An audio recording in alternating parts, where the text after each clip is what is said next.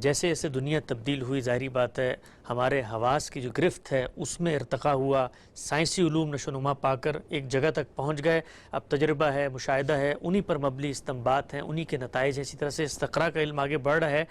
اس سب میں ہم سب جو ہم پرانی قدیم فلسفے کی کتابیں کھولتے ہیں اس میں عالم مثال کی باتیں ہو رہی ہیں، کوئی ذات بہت تعینات قبول کر رہی ہے، ایسی ایسی باتیں ہیں کہ اگر آپ آج کسی جدید پڑھے لکھے انسان کو سنائیں تو وہ کہے گا بھئی یہ تو کوئی قصہ کہانی فکشن ہے، وہ سننا بھی پسند نہیں کرے گا۔ لیکن آج جو ذہین لوگ ہیں جو مذہب کو نہیں مانتے اور کوئی نہ کوئی توجیہ تعبیر کر رہے ہوتے ہیں کائنات کی، وہ ہمیں الحاد پہ کھڑے ہوئے نظر آتے ہیں۔ کیا یہ نتیجہ درست ہے کہ آنے والے وقتوں میں مذہب کے مقابلے میں جو فلسفہ باقی رہے گا وہ الحاد ہی کا فلسفہ ہے، اس لیے کہ اس کی بنا استدلال سائنسی حقائق مشاہدات پہ ہے، نظریہ ارتقاء ہو، باقی چیزیں، تو اب فلسفہ اصل میں الحاد بن چکا ہے؟ نہیں، الحاد تو نتیجہ ہے، جس طرح ایمان نتیجہ ہے، اصل چیز یہ نہیں ہے۔ اگر آپ نے مذہب کا مطالعہ کیا، آپ نے اس کے استدلال کا مطالعہ کیا، آپ نے اس پر غور کیا، آپ کا اطمینان ہو گیا تو اس کا نتیجہ کیا نکلے گا؟ ایمان۔ اسی طریقے سے اگر آپ نے کائنات پر غور کیا اور کائنات پر غور کرنے کے بعد آپ کو شرح صدر ہو گیا کہ یہ کائنات ہی ہماری خالق ہے، اس کا کوئی خالق نہیں ہے، کوئی ایسی ماورائے کائنات ہستی نہیں ہے جس کے بارے میں ہم یہ خیال کریں کہ وہ حی و قیوم ہستی ہے، وہ اس کے پیچھے ہے، اس کا ارادہ، اس کا علم اس میں کار فرما ہے۔ آپ کا اطمینان ہو گیا تو یہ نتیجہ ہے الحاد۔ الحاد تو اصل میں نتیجے کے طور پر پیدا ہوتا ہے۔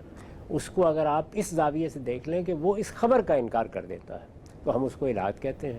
اس میں بھی اس وقت تک اگر خالص فلسفے کے لحاظ سے یا خالص علم کے لحاظ سے آپ دیکھیں تو بہتر پوزیشن ان لوگوں کی ہے جو یہ کہتے ہیں کہ اس میں ہم کوئی بات حتمی طور پر کہہ نہیں سکتے۔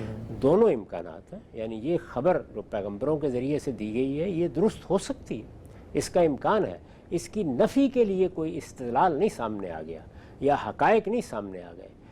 جب بھی آپ کوئی نقطہ نظر قائم کرتے ہیں تو یا اس کے اس بات کے لیے آپ کے پاس دلائل ہوں گے یا اس کی نفی کے لیے دلائل ہوں گے۔ تو مذہب کا مقدمہ جو کچھ بھی ہے اس پر اعتراضات کریں، سوالات کریں، لیکن کیا ایسی صورت پیدا ہو گئی ہے کہ ہم اس کو اٹھا کر پھینک سکتے ہیں؟ اس طرح کی صورتحال نہیں ہے۔ تو وہاں بھی بہتر زاویہ نظر انہی لوگوں کا ہے جو یہ خیال کرتے ہیں کہ ہم اس میں کچھ کہنے کی پوزیشن میں نہیں ہیں، غور کر رہے ہیں، ہو سکتا ہے کہ ایک بات واضح ہو جائے، ہو سکتا ہے دوسری بات واضح ہو جائے۔ تو الحاد اور ایمان نتائج ہیں، اور میرے خیال میں جب تک دنیا قائم ہے یہ اسی طرح رہیں گے۔ کبھی کسی کا زیادہ غلبے سے کیا مراد ہے؟ یعنی زیادہ لوگ ایمان کی بات کرنے والے ہوں گے، زیادہ لوگ الحاد کی بات کرنے والے ہو جائیں گے۔ یہ دنیا میں اس سے پہلے بھی ہوتا رہا ہے، بستیوں میں ہوتا رہا ہے، اس سے کوئی فرق نہیں پڑتا۔ ایک زمانے میں شرک کو غلبہ حاصل ہو گیا تھا، ایسا ہی غلبہ تھا، ساری تہذیبیں مشرکانہ تہذیبیں تھیں، ان کی پوری تاریخ مشرکانہ تہذیبوں کی تاریخ ہے۔ پیغمبروں نے اس صورتحال کو تبدیل کر کے رکھ دیا، دو پیغمبروں نے، یعنی سیدنا مسیح نے اور رسالت مآب صلی اللہ علیہ وسلم نے۔ تو اس لیے یہ الحاد اور ایمان کی کشمکش ایسے ہی رہے گی، اس میں یہ پیشین گوئیاں نہیں کرنی چاہیے جس طرح بعض لوگ یہ سمجھتے ہیں کہ ایک وقت ایسا آئے گا کہ ایمان ہی ہوگا دنیا میں۔ یہ فطرت کے خلاف ہے، ایسا ہو نہیں سکتا۔ اسی طرح کی بات بعض لوگ یہ کہتے ہیں کہ نہیں اب الحاد آہستہ آہستہ سب پہ غلبہ پا لے گا، اس کا بھی کوئی امکان نہیں ہے۔ دونوں چیزیں اپنی کشمکش میں اسی طریقے سے آگے بڑھتی رہیں گی، کبھی کسی ایک چیز کا غلبہ ہوگا، کبھی دوسری چیز کا غلبہ ہوگا۔ انسانی فطرت جیسی اللہ نے بنائی ہے وہ ویسی ہے، اور اس میں یہ دونوں امکانات اسی طریقے سے باہم دست و گریباں رہتا ہے۔ یہ ایک جدلیات ہے جو جاری ہے، میرا نہیں خیال کہ اس میں کوئی فیصلہ کن جگہ آ سکتی ہے۔ یہاں سے بڑی خوبصورتی سے آپ نے ایک نازک پہلو کو واضح کیا، آگے بڑھاتے ہیں۔ اچھا، ابھی جو فرق ہم نے آپ کی زبانی سنا کہ جی سائنس میں، فلسفے میں اور اسی طرح مذہب میں جو فرق ہوتا ہے بنیادی طور پہ فلسفے کے اندر مابعد طبیعت پہ غور ہو رہا ہے، ان حقائق پر، لیکن کوئی محکم بنائے ثبوت نہیں ہے جس کی وجہ سے ارتقاء ہے، نظریات میں ارتقاء ہے۔ اہل فلسفہ یہ کہتے ہیں کہ یہ جو آپ ہمارے بارے میں کہہ رہے ہیں کہ ہمارے نظریات تغیر ہوتا ہے، تبدیلی ہوتی ہے، یہ تو مذہب میں بھی ہوتی ہے۔ دنیا کے اندر اس وقت ہزاروں مذاہب ہیں، ان کو بھی اگر آپ کیٹیگرائز کر لیں مسٹک ریلیجنز اور الہامی ریلیجن، تو الہامی مذاہب میں خود ایک طرح کا تغیر ارتقاء ہمیں نظر آتا ہے۔ تو ارتقاء تو فلسفے میں بھی ہے، ارتقاء مذہب میں بھی ہے۔ ارتقاء کا کیا مطلب ہے؟ ارتقاء کا مطلب یہ ہے کہ بات آگے بڑھنی چاہیے۔ آپ یہ کہیے کہ اختلافات ہوتے ہیں، ظاہر ہے کہ فلسفے میں بھی ہوں گے، سائنس میں بھی ہوتے ہیں۔ اس وقت بھی اگر آپ سائنس کی وہ چیزیں پڑھیں جو دور حاضر میں یا آج کل زیر بحث ہیں تو آپ کو بہت سے نئے نظریات کے بارے میں معلومات حاصل ہو جائیں گی۔ ہر چیز میں کچھ نہ کچھ تبدیلیاں آ رہی ہیں، تغیرات آ رہے ہیں۔ اس میں ایسا بھی ہوتا ہے کہ علم بعض موضوعات میں آگے بڑھتا ہے، بعض میں پیچھے چلا جاتا ہے۔ تبدیلیاں اور تغیرات انسانی علوم میں ناگزیر ہیں۔ میں نے ابھی آپ سے عرض کیا کہ جتنے کلیات ہم نے قائم کر لیے ہوئے ہیں، کسی بھی وقت کوئی چیز ہمارے مشاہدے میں آ سکتی ہے، ان کلیات کو ختم کر دے، یہ ہوتا رہتا ہے۔ تو سائنس بھی اپنی چیزوں کا جائزہ لیتی رہتی ہے، اس میں تبدیلیاں تغیرات ہوتے رہتے ہیں۔ اسی طرح کا معاملہ فلسفے میں بھی ہوگا، فلسفے میں تو بلکہ اس سے زیادہ ہوگا، کیونکہ سائنس میں تو چونکہ تجربے اور مشاہدے کے معاملات ہیں، تو اس میں تغلید کے امکانات کم ہوتے جاتے ہیں بتدریج۔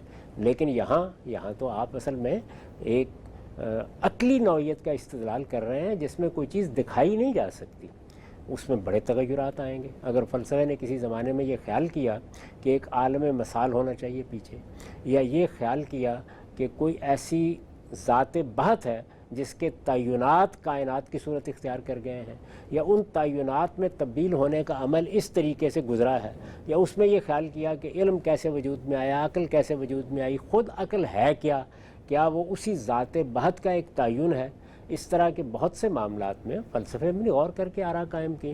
اب اگر یہ رجحان زیادہ غلبہ پا گیا ہے کہ نہیں یہ مادی عالم ہے، یہی اس کی حقیقت ہے، تجربے اور مشاہدے میں جو چیزیں آتی ہیں انہی کو حقیقت ماننا چاہیے، کائنات ایک مادی کائنات ہے، میرا وجود بھی ایک مادی وجود ہے، یہ اصل میں مادے ہی کے عناصر ہیں جن میں ایک ظہور ترتیب ہو جاتا ہے، اس سے حیات پیدا ہو جاتی ہے، حیات میں شعور پیدا ہو جاتا ہے۔ اب زیادہ رجحان اگر فرض کر لیجئے اس چیز کا ہو گیا ہے تو اس میں بھی تغیرات آتے رہیں گے، چیزوں کو بیان کرنے، ان کو پیش کرنے میں بہت تبدیلیاں ہوں گی۔ مذہبی مقدمات میں کبھی کوئی تبدیلی آ نہیں سکتی۔ مذہبی مقدمات بنیادی طور پر 3 ہیں، ان میں کبھی کوئی تغیر نہیں آ سکتا، اچھا ہو نہیں سکتا کبھی بھی۔ الہامی مذہب کی بات کر رہا ہوں میں، دوسرے مذہب کو بھی دیکھ لیتے ہیں۔ تو الہامی مذاہب میں بنیادی مقدمات 3 ہی ہیں، وہ قرآن میں بھی اسی طرح ہیں، وہ اس سے پہلی کتابوں میں بھی اسی طرح ہیں، وہ قدیم تاریخ میں بھی اسی طرح ہیں، یہ کہ اس کائنات کا ایک خالق ہے، یعنی اس کائنات کے ماورا ایک ہستی ہے، وہ ہستی حی اور قیوم ہستی ہے، اس نے بنایا ہے۔ اب بحث کیا ہوگی، اس کی صفات کیا ہیں، اس کی شخصیت کیسی ہے۔ اس میں ظاہر ہے کہ انسانی تخیل بھی اپنا کام کرتا ہے، چیز سامنے تو نہیں نظر آ رہی، اور اس میں بیانات کی تعبیریں بھی ہوتی رہتی ہیں۔ دوسری بنیادی چیز کیا ہے، وہ یہ کہ ایک دن اس سے ملاقات ہونی، پیش ہونا ہے اس کے۔ تیسری چیز کیا ہے، اس کے سامنے پیشی کی بنیاد اخلاقی وجود کی تطہیر ہے، بس اسی کو عمل صالح کہتے ہیں۔ تو یہ مذہب کا بنیادی مقدمہ ہے، یہ ایسے کا ایسا ہی ہے ہمیشہ، اس میں نہ کوئی اختلاف ہے، نہ اختلاف ہو سکتا ہے۔ جس چیز میں اختلاف ہوگا وہ کیا چیزیں ہوں گی، آخرت کیا ہے، وہاں پر کیا معاملات پیش آئیں گے، وہ کوئی اسی طرح کی دنیا ہے، وہ اس سے کوئی مختلف دنیا ہے، وہ کوئی روحانی دنیا ہے، وہ بھی اسی طرح کوئی مادی دنیا ہے۔ اسی طرح ذات باری کی صفات کی نوعیت کیا ہے، اس کو سمجھنا چاہیے۔ اللہ تعالیٰ، اگر کوئی اللہ تعالیٰ ہے تو کیا وہ کوئی حی قیوم ہستی ہے، کیا وہ محض ایک قانون ہے، کیا وہ محض ایک ضابطہ ہے، یہ تصور کی باتیں ہیں۔ تو یہ جتنی چیزیں ہیں ان میں لوگ اختلافات بھی کرتے رہتے ہیں، باقی جہاں تک مذہب کے مبادی کا تعلق ہے وہ یہ 3 ہی چیزیں ہیں، اس میں کبھی کوئی اختلاف نہیں ہوتا۔ اس کے بعد جو کچھ آگے پیش آتا ہے وہ اسی طرح ایک انسانی علم ہے، جس طرح سے ہمارے علوم ہیں، ہم بھی اسی طریقے سے اپنے قانون پر غور کرتے ہیں، اللہ تعالیٰ کی ہدایت پر غور کرتے ہیں، اس میں اہل علم کے مختلف مسالک بھی بنتے رہتے ہیں، اور میرا خیال ہے یہی انسان کا حسن ہے، وہ اسی طریقے سے چیزوں پر غور بھی کرتا ہے۔ بنیادی مقدمات طے ہیں۔ اس کے مقابل میں صوفیانہ مذاہب ہیں، صوفیانہ مذاہب کی بنیاد بھی بالکل ایک قاعدے پر ہے، اور وہ یہ ہے کہ انسان بعض ایسے اعمال اختیار کر سکتا ہے یا ایسی بعض ریاستیں کر سکتا ہے جس سے اس کا تعلق براہ راست پیدا ہو جاتا ہے، حقیقت کو دیکھ اور وہ حقیقت کو جان سکتا ہے۔ تو یہ بنیادی مقدمہ ہے، اس بنیادی مقدمے میں ان کے بھی کوئی اختلاف نہیں۔ اچھا، اس میں جو وہ مشاہدات اپنے بیان کرتے ہیں ان مشاہدات میں بھی کوئی اختلاف نہیں، یعنی زیادہ تر لوگ وہی ہیں کہ جو اس مشاہدے کو یا وحدت الوجود کی صورت میں بیان کرتے ہیں یا وحدت الشہود کی صورت میں بیان کرتے ہیں۔ تو کیا اختلاف ہے؟ کوئی اس طرح کا اختلاف نہیں۔ اب تعبیر کے آگے مسائل پیدا ہوتے ہیں، وہ دنیا کے ہر علم میں اس طرح رہیں گے۔ ان کے بارے میں یہ خیال کرنا کہ تمام انسان ایک ہی طریقے سے سوچنے لگ جائیں، یہ اصل میں خود انسان کی اہانت ہے۔ انسان ایسا نہیں ہے، اور اس کے پروردگار نے بھی جب اسے دین دیا ہے یا ہدایت دی ہے تو اس کی جو شخصیت بنائی ہے اس کے لحاظ ہی سے مطالبات کیے ہیں۔